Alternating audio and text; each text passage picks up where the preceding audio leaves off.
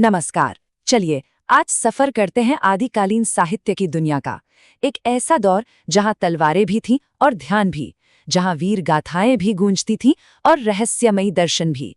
RPSC, net और PGT जैसी परीक्षाओं की तैयारी के लिए इस थोड़े मुश्किल से लगने वाले दौर के सबसे जरूरी फैक्ट्स को समझना बहुत अहम है। तो फिर शुरू करते हैं इस पहेली को सुलझाना। तो सबसे पहले सबसे बुनियादी सवाल, इस दौर का नाम।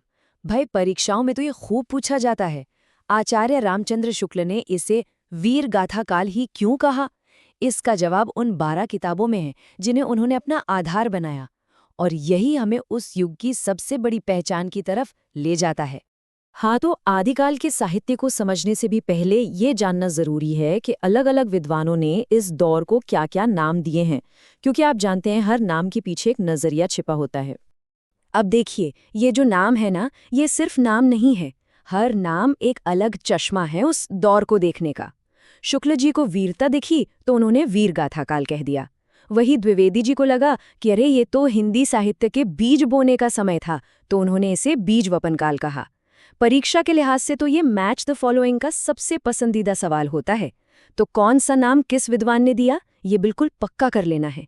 और ये जो नाम का विवाद है ना, ये हमें एक और बड़े सवाल पर ले आता है।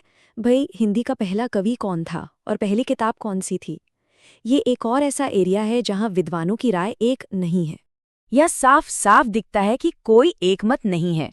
कोई सरहपा को पहला कवि मानता है तो कोई स्वयंभू को, और यही चीज इसे जरूरी बना देती है। परीक्षा में अक्सर यही पूछते हैं कि किस विद्वान के अनुसार पहला कवि कौन है। तो इस टेबल पर जरा गौर फरमाइए। अच्छा, पहले कवि को लेकर तो बहस है, लेकिन पहली रचना को लेकर तस्वीर थोड़ी ज्यादा साफ है। श्रावकाचार को हिंदी की पहली रचना माना जाता है, जिसमें गृहस्थ धर्म के सिद्धांतों के बारे में बताया गया है।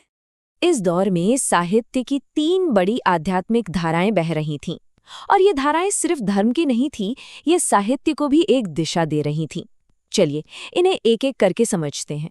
सबसे पहले बात करते हैं सिद्ध परंपरा की। ये परंपरा बौद्ध धर्म की वज्रयान शाखा से निकली थी।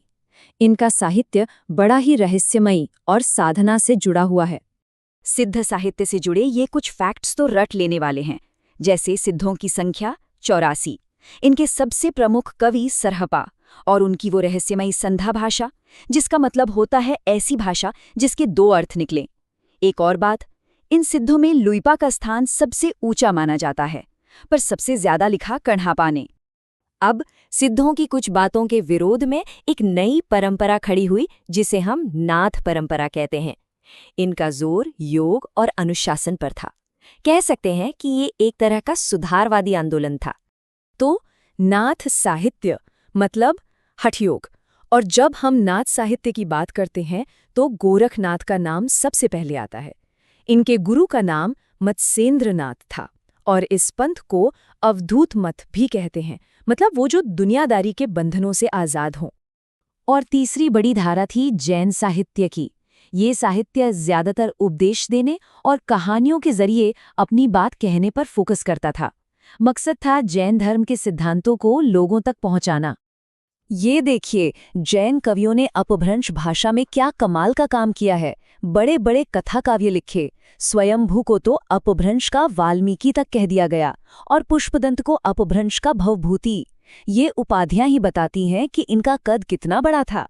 चलिए अब आते हैं उस जॉनरा पर जिसने इस युग को इसका सबसे फेमस नाम दिया, रासो साहित्य, यानी राजाओं, उनकी शान और उनकी वीरता की कहानियां।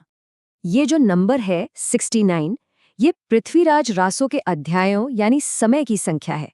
आचार्य रामचंद्र शुक्ल ने इसे हिंदी का पहला महाकाव्य माना है, तो जाहिर है परीक्षा के लिए ये नंबर बहुत बहुत जरूरी हो जाता है। और अब आता है हिंदी साहित्य के इतिहास का सबसे बड़ा, सबसे दिलचस्प विवाद। क्या पृथ्वीराज रासो असली है? सोचिए, जिसे हिंदी का पहला महाकाव्य कहा जा रहा है, उसी पर सवालिया निशान। एक तरफ विद्वान हैं जो कहते हैं हाँ ये बिल्कुल प्रामाणिक है, और दूसरी तरफ हैं जो कहते हैं नहीं, ये तो बाद की कल्पना है।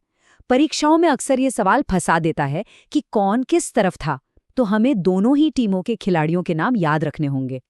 जगनिक के परमाल रासो की ये लाइनें तो जैसे रासो काव्य की आत्मा हैं।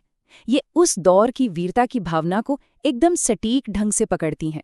मतलब कुत्ता 12 साल जीता है, सियार 13 साल जीता है, पर वीर का जीवन भले ही छोटा हो, वो शान से जिया जाता है। पृथ्वीराज रासो के अलावा भी कई और रासो ग्रंथ लिखे गए।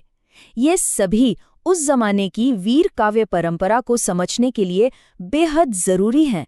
कौन सी रचना किसकी है, ये याद रखना तो एकदम अनिवार्य है।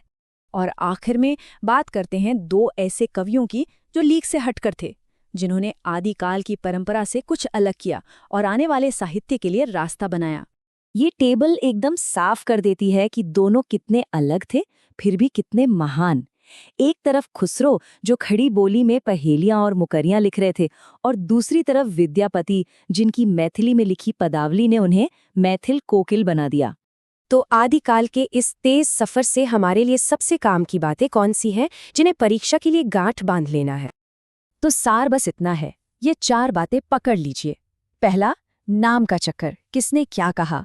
दूसरा, वो 3 धाराएं, अध्यात्म, वीरता और कुछ नयापन। तीसरा, पृथ्वीराज रासो, हिंदी का पहला महाकाव्य और उससे जुड़ा वो बड़ा वाला विवाद। और चौथा, 2 नए सितारे, खुसरो और विद्यापति। बस ये 4 पिलर समझ लिए तो आदिकाल का पूरा ढांचा समझ में आ जाएगा। समझिए, तैयारी एकदम सही पटरी पर है। तो अंत में एक सवाल, आदिकाल की असली पहचान क्या है? रासो काव्यों में गूंजती तलवारों की टनक, या फिर सिद्धों के दर्शन का गहरा रहस्य? शायद इस सवाल का जवाब ही इस युग की सबसे बड़ी खूबसूरती है। सोचते रहिएगा, फिर मिलेंगे।